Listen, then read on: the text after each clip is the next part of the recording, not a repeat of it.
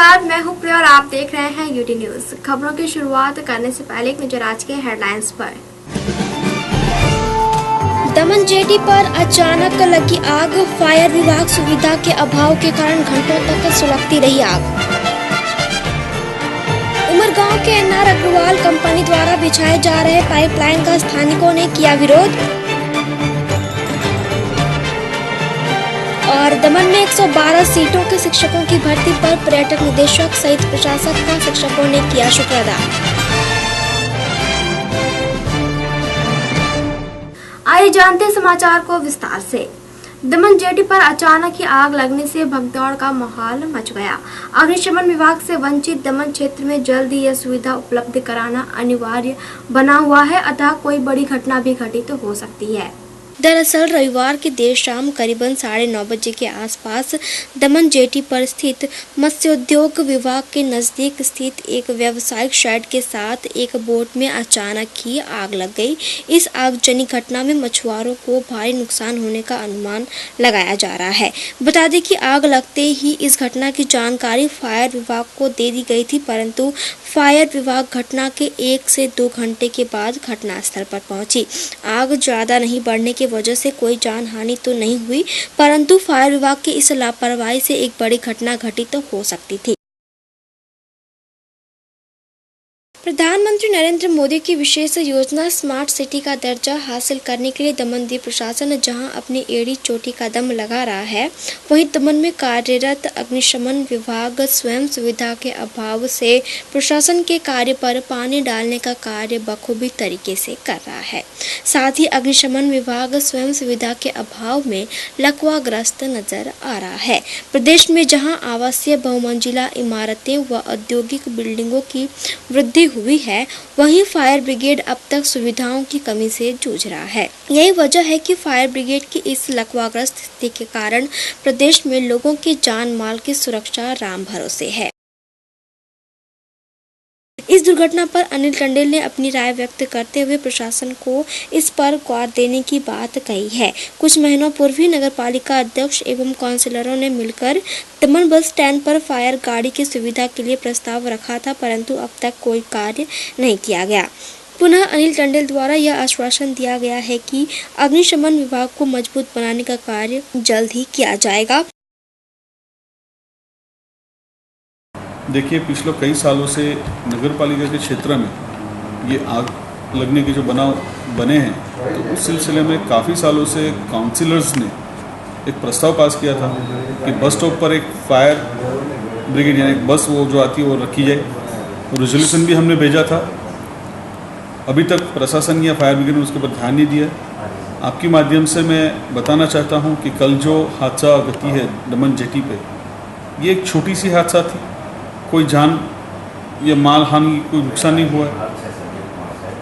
तो प्रशासन इसके ऊपर से गंभीरता से ध्यान दे, फायर ब्रिगेड ऑफिसर्स गंभीरता से ध्यान दे और जल्द से जल्द बस स्टॉप के ऊपर या तो ऐसे कोई जहाँ बड़ी जगह हो वहाँ पे ये फायर एक्सटिंग्विशर बस जो है वो जल्द से जल्द लगाए, ताकि आने वाले दिनों में कोई बड़ी हादसा ना घटे। इसी के साथ दमन बीजेपी अध्यक्ष एसपी दमनिया ने भी इस समस्या पर अपनी बात रखी है। कहा जाता है कि कुछ घटना घटित होने पर प्रशासन कार्यरत होती है, परंतु कुछ दिनों में फिर सब कुछ छूमंतर। नानी दमन एवं दमन बस स्टैंड पर फायर गाड़ी लगाने की मांग की जा रही है। इस बात को गंभीर रूप से लेते हुए प्रशासन को जल्दी कार्य करना चाहिए।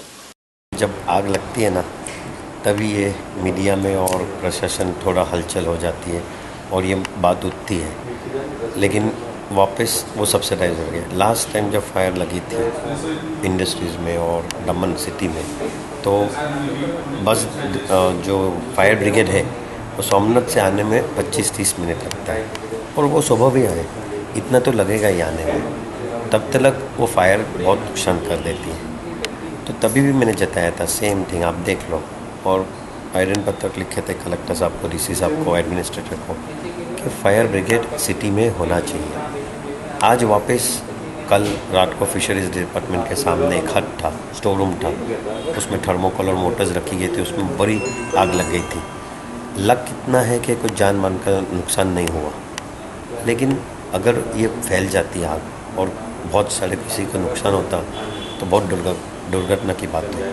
हमारे पास इतने सारे फायर डिपार्टमेंट है, इतने सारा स्टाफ है, इतने सारे इक्विपमेंट्स हैं, तो एक तो नानी रमन में और एक मोटी रमन में फायर ब्रिगेड रहना जरूरी है कि यहाँ से 5-10 मिनट में पहुँच सकते हैं विसिनिटी में। तो ये बहुत ज़रूरी है। वंस अगेन हम लोग बात करेंगे प्रशासन से और इंश्योर करेंगे कि यहाँ पे फायर ब्रिगेड रखा जाए। तो एक तो आप देखोगे गुजरात में या महाराष्ट्र में जहाँ पे भी सिटीज़ होती है, नगर पालिका में एक फायर ब्रिगेड रहता है।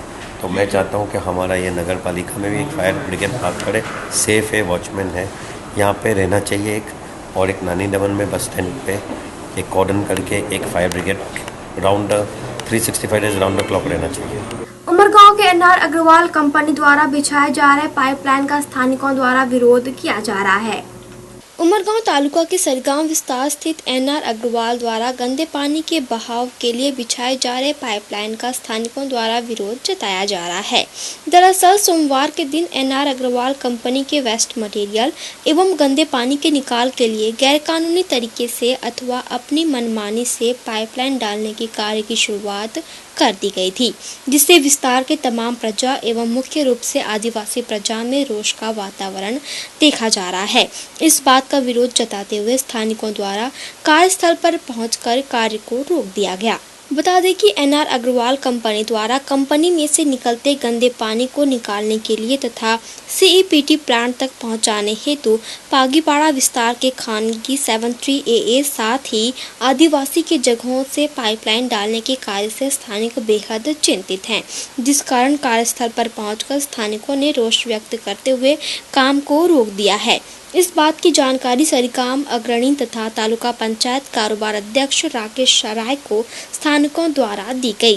राकेश राय कार्यस्थल पर पहुंचकर स्थल का जायजा लिया है। बता दें कि यह जमीन सरकार द्वारा आदिवासियों को जीवन व्यतीत करने के लिए दी गई है, तो यह बात तो साफ है कि कंपनी द्वारा गैरकानूनी तरीके से इस कार्य को अंजाम दिया जा रहा है। ગ્રામજનોનો ગઈકાલે મારા પર ફોન આવ્યો કે એનઆર અગ્રવાલ કંપની ગંદા પાણીના નિકાલ માટેની પાઇપલાઇન લઈ જવા તજવીજ કરી રહેલી છે, એટલે સ્થળ પર આવીને જોતા સરકારશ્રીએ જે આદિવાસી સમાજને 73AA વાળી ખેડીને ખાવા માટેની જમીન આપેલી છે તે જમીનોમાંથી અને પ્રાઇવેટ જમીનોમાંથી, ત્યારબાદ નવી નગરી જે આખી સરકારી જમીનમાં આવેલી છે તે જમીનોમાંથી પાઇપલાઇન લઈ જવાની તજવીજ હાથ ધરેલી છે। કંપનીના મેનેજમેન્ટના માણસોને અમારા દ્વારા પૂછતા એ લોકો જ્યારે પાઇપલાઇન જેસીબી દ્વારા ખોદાવતા હતા ત્યારે અમે પૂછ્યું એમને કે ભાઈ તમારી પાસે કોઈ પરવાનગી હોય તો અમને બતાવો, જિલ્લા મેજિસ્ટ્રેટ શ્રી કલેક્ટર શ્રી વલસાડ દ્વારા તમને કોઈ પરવાનગી આપવામાં આવેલી હોય તો આપ મને બતાવો। ત્યારે એમણે જણાવ્યું કે અમારી પાસે આવી કોઈ પરવાનગી નથી। અને ત્યારબાદ અમે એમને જણાવ્યું કે ભાઈ આ તો ખેતીની જમીન છે, સરકારે આદિવાસી સમાજને ખેતી કરીને ખાવા માટે જમીન આપેલી છે, 73AA વાળી જમીન છે, 43 ગણોદરા વાળી જમીન છે, અને ત્યાર પછી ખાનગી માલિકોની જમીન અહીંયા આવેલી છે, નવી નગરી સરકારી જમીનમાં બનેલી છે। તો આ બધી જમીનોમાંથી આ લઈ જવાની તજવીજ કરેલી છે અને ખેતીની જમીનમાંથી, આદિવાસીની જમીનમાંથી, ખાનગી જમીનોમાંથી બિનખેતીનું કૃત્ય કરવાનું ગેરકાયદેસર કામ આ લોકો કરી રહેલા છે। ગ્રામજનોએ અમને બોલાવી પોતાની રજૂઆત કરી, જેથી અમે આ બાબતે એમને જણાવેલું કે આ તમે ખોટું કામ અને ગેરકાયદેસર કરાવી રહેલા છે। એઓએ તાત્કાલિક કામ બંધ કરીને અહીંયાથી નીકળી ગયેલા। दमन में असिस्टेंट टीचर्स एवं ग्रेड 1 टीचर्स के परिणाम घोषित होने पर भर्ती हुए सभी शिक्षकों ने प्रशासक एवं पर्यटक निर्देशक का तहे दिल से शुक्र अदा किया। कुछ दिनों पूर्व हुए असिस्टेंट टीचर एवं ग्रेड 1 टीचर की परीक्षा के परिणाम घोषित हो चुके हैं, जिसमें कुल 112 टीचरों की भर्ती हुई है। सोमवार को सभी टीचर्स पूर्व समाहर्ता रह चुकी एवं वर्तमान की पर्यटन निदेशक श्रीमती मिताली नामचुम तथा दमन दीव प्रशासक विक्रम देवदत्त का आभार व्यक्त करने हेतु पर्यटन कार्यालय पहुंचे हुए थे।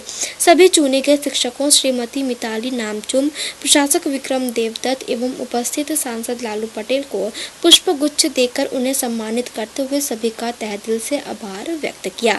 दरअसल इन दिनों शिक्षकों का 2007 में रेगुलर शिक्षक के तौर पर भर्ती हो चुकी थी, परंतु इन्होंने असिस्टेंट टीचर एवं ग्रेड 1 टीचर की मांग की थी।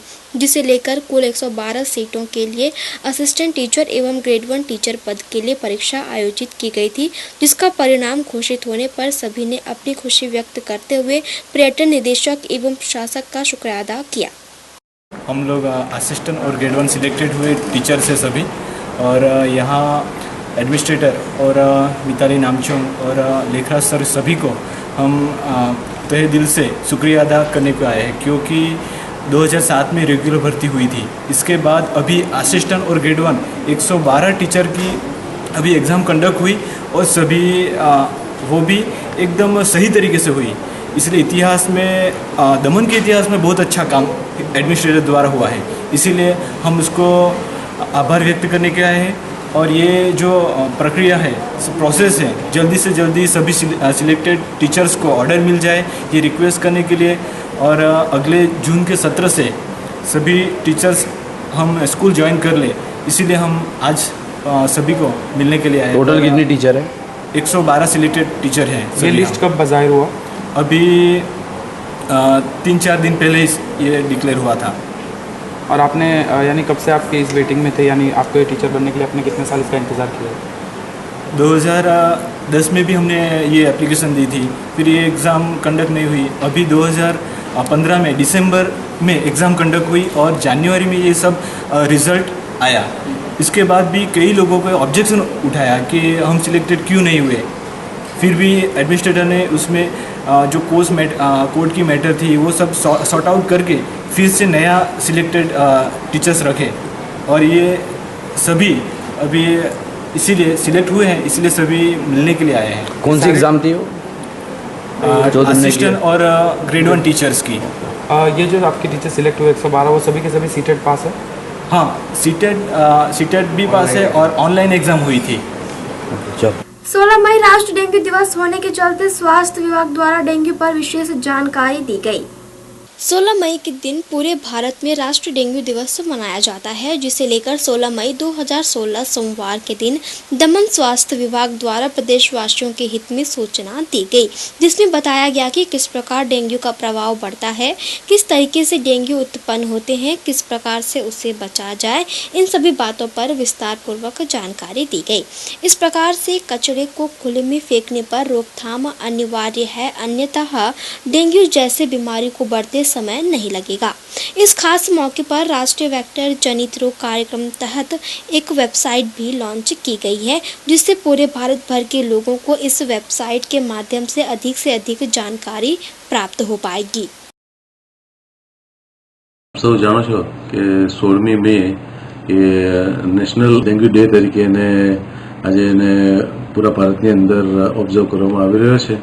આ દિવસના માટે national vector borne disease control પ્રોગ્રામે એક સાઇટનું પણ લોન્ચ કર્યું છે, જે નેશનલ ડેન્ગ્યુ ડેના અનુરૂપ છે। આ સાઇટની અંદર તમે તમારા એરિયાનો અગર મેપ ચાલુ કરો તો કોઈ બી મોબાઈલ ફોન પરથી તમે ડેન્ગ્યુ સારવાર ક્યાં ક્યાં મળશે એ વિશે તમને આની જાણકારી મળી શકશે। એ તમારા ટેસ્ટ ક્યાં થશે, એની ટ્રીટમેન્ટ ક્યાં મળશે, આખા ઇન્ડિયાની અંદર આ સોફ્ટવેર લોન્ચ કરવામાં આવે છે, જેની સાઇટ અવેલેબલ છે અને આપણે વેબસાઇટ ઉપર। બરાબર, આ ડેન્ગ્યુ એક એવો રોગ છે કે જે વાયરસથી થાય છે ને એ એડિસ એજિપ્ટી નામના મચ્છરથી આ રોગ થઈ રહ્યો છે।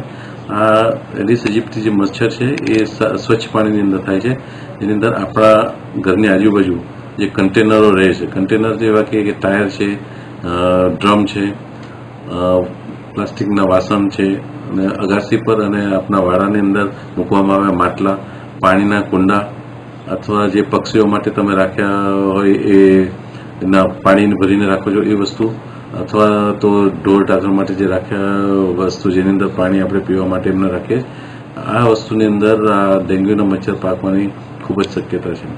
બીજું કે આ જ્યારે પણ આ વસ્તુ તમારા ઘરની આજુબાજુ હોય તો એનો નિકાલ કરવાનો અને એની અંદર પાણી, વરસાદનું પાણી ભરાય નહીં તે માટેની તકેદારી રાખવી। અને જે ડ્રમ અને ટાયર છે તેનો નિકાલ કરો। ડ્રમની અંદર પાણી તમે ભરતા હોય તો એને સંપૂર્ણ રીતે ઢાંકીને રાખવું અથવા તો દર ત્રીજા ચોથા દિવસે એને પૂરેપૂરું ખાલી કરીને એને ઘસીને પાછું સાફ કરીને તમે એને ભરી શકો છો. માટલાઓ અને એ જે બહાર પડ્યા રહ્યા હોય તેની અંદર બી તમે એને સાફ કરીને એને ઊંધા રાખીને એને ડ્રાય થવા દઈ પછી એની અંદર પાણી ભરી શકો છો. Primary health centre community health centre દમણની અંદર અમે એના માટેની સ્પેશિયલ જે NS1 ટેસ્ટિંગ અમે કરીએ છીએ. આ ટેસ્ટની અંદર ગઈ વખતે અમે કમસે કમ 1000 જેટલા લોકોને ટેસ્ટ કર્યા હતા. એની અંદરથી 165 જેટલા ડેન્ગ્યુના પોઝિટિવ કેસ આવ્યા હતા. ડેન્ગ્યુના લીધે દમણમાં આજે 14 વર્ષથી કોઈ પણ માણસનું મૃત્યુ થયું નથી. आइए अब यूटी न्यूज इंडिया में देश विदेश की अन्य खबरों पर डालते हैं एक नजर।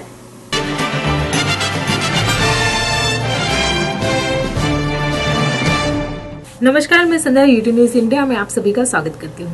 अब बढ़ते हैं खबरों की ओर। देश को आजादी दिलाने वाले राष्ट्रपिता महात्मा गांधी के पोते कन्हूभाई गांधी दिल्ली के एक वृद्धाश्रम में रहने को मजबूर है। आपको सुनकर हैरानी होगी, लेकिन यह सच है। देश को आज़ादी दिलाने वाले राष्ट्रपिता महात्मा गांधी के पोते कन्हूभाई गांधी दिल्ली के एक वृद्धाश्रम में अपना जीवन बिताने को मजबूर हैं। कल पीएम मोदी के कहने पर कन्हूभाई से केंद्रीय मंत्री महेश शर्मा मिले और मोदी से उनकी बात भी करवाई। बापू और बाकी कहानियां सुनाकर आज भी कन्हू रामदास गांधी की आंखें चमक उठती हैं। कन्हू गांधी राष्ट्रपिता महात्मा गांधी के तीसरे बेटे रामदास की एकलौती संतान है और इन दिनों दिल्ली के बदरपुर इलाके में गुरु विश्राम वृद्धाश्रम में पत्नी के साथ रहने को मजबूर हैं। 87 साल के कन्हू गांधी महात्मा गांधी के लाडले थे। बापू कहते थे कि ये मेरा बेटा है और बा यानी कस्तूरबा गांधी कन्हू को अपने हाथों से थपकियां देकर सुलाती थी। 17 साल की उम्र तक कन्हू ने बापू के साथ अनेकों यात्राएं की। नेहरू जी से योग आसन सीखा और खास अब्दुल गफ्फार खां जैसे दिग्गजों के चहीते रहे। जीवन भर बापू के आदर्शों पर चले, लेकिन आज अपने ही देश में गुमनामी का जीवन बिता रहे हैं।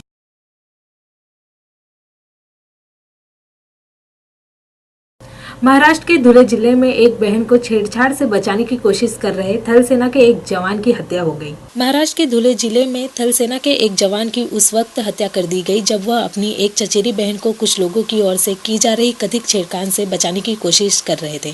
पुलिस ने आज बताया कि विनोद पवार नाम के थल सेना के जवान छुट्टी पर थे और वह सकरी तहसील में अपने प्रत्युत स्थान सैयद नगर आए थे। पुलिस ने बताया कि करीब 10 लोगों के एक समूह ने विनोद की चचेरी बहन से कथित तौर पर छेड़छाड़ करने की कोशिश की, जिस पर उन्होंने दखल दिया और अपनी बहन को बचाने की कोशिश की। इसके बाद उन लोगों ने थल सेना के जवान पर चाकुओं से हमला कर दिया। पुलिस ने बताया कि हमला इतना गंभीर था कि विनोद ने तत्काल दम तोड़ दिया। उन्होंने बताया कि ध्यानेश्वर राठौर सहित 8 कथित हमलावरों को इस सिलसिले में गिरफ्तार किया गया है। 2 साल मोदी सरकार, आज ही के दिन सबसे बड़े लोकतंत्र ने रच दिया था इतिहास। भारत ही नहीं, पूरी दुनिया में इस सुबह का बेसब्री से इंतजार हो रहा था। दुनिया के सबसे बड़े लोकतंत्र में ये फैसले का दिन था। 125 करोड़ भारतीयों ने सरकार चुनने के लिए जो फैसला लिया था, उसका परिणाम आने वाला था। 2014 लोकसभा चुनाव नरेंद्र मोदी के करिश्मे का गवाह रहा। वोटों की गिनती शुरू होने से पहले न्यूज चैनलों पर इसी बात पर चर्चा हो रही थी कि क्या नरेंद्र मोदी सरकार नेतृत्व वाली सरकार की जगह लेंगे या नहीं। वोटों की गिनती का काम तेजी से चल रहा था। उसी दौरान भारतीय मुद्रा रुपया इसी महीने के सबसे ऊपरी स्तर पर 42 पैसे की मजबूती के साथ एक अमेरिकी डॉलर के मुकाबले 58.88 पर पहुंच गया। इधर वोटों की गिनती में बीजेपी का आंकड़ा तेजी से बदल रहा था। पल पल में आंकड़े नरेंद्र मोदी के पक्ष में जा रहे थे। देखते ही देखते यह साफ हो गया कि भारत का अगला प्रधानमंत्री कौन होगा। फिलहाल यूटी न्यूज इंडिया में इतना ही। तब तक के लिए नमस्कार।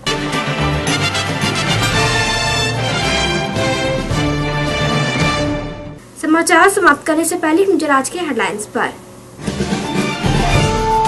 दमन जेटी पर अचानक लगी आग, फायर विभाग सुविधा के अभाव के कारण घंटों तक सुलगती रही आग। उमरगांव के NR अग्रवाल कंपनी द्वारा बिछाए जा रहे पाइपलाइन का स्थानिकों ने किया विरोध।